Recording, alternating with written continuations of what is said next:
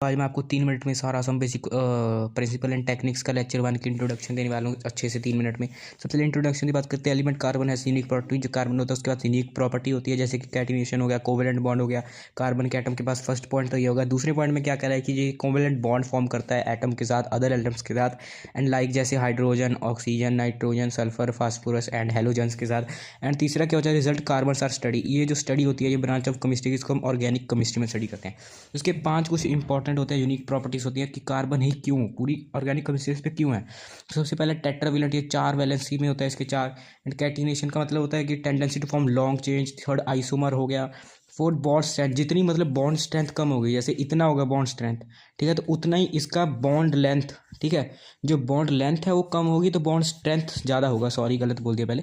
तो फिफ्थ हो गया मल्टीपल बॉन्ड, ठीक है, ये सिंगल बॉन्ड भी बना सकते हैं, डबल भी, ट्रिपल भी, ठीक है। तो यहाँ पे कुछ एग्जांपल्स है, जैसे यहाँ पर देखो 3 है, इसके पीछे इसके है, ये एक ये दे सकता है या ले सकता है, ये दे भी सकता है ले भी सकता है, ठीक है, इसको ये इसमें यूनिक प्रॉपर्टी है।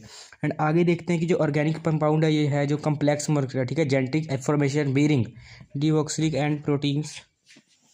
तो फर्स्ट पॉइंट में ऐसे बोल रहे हैं कि जैसे ऑर्गेनिक, जैसे हम ऐसे नहीं कहते कि ऑर्गेनिक चीज़ें लगानी चाहिए, तो फर्स्ट पॉइंट में ऐसे बोला जा रहा है। एंड सेकंड पॉइंट में बोल रहा है कि ये ज़्यादातर क्लोथ, फ्यूल्स, पॉलीमर्स, डाइस, ठीक है, इस सब में भी ये ऑर्गेनिक पाया जाता है, ठीक है। तो उसके बाद क्या होता है, the shape of carbon compound, ठीक है, कार्बन की shape. Hybridisation influence the bond length and bond enthalpy in compound, ठीक है। तो हाइब्रिडाइजेशन शेप कैसे पता लगेगा कि जैसे देखो sp हाइब्रिडाइजेशन में जिसका s करेक्टर सबसे ज़्यादा होता है, ठीक है, nuclear closer to nucleus and form start shorted, ठीक है, एंड इसका स्ट्रॉन्ग इन बॉन्ड सबसे ज़्यादा स्ट्रॉन्ग बॉन्ड होता है sp हाइब्रिड ऑर्बिटल का। हाइब्रिडाइजेशन sp2 sp3, ठीक है, 3 हाइब्रिडाइजेशन होती हैं।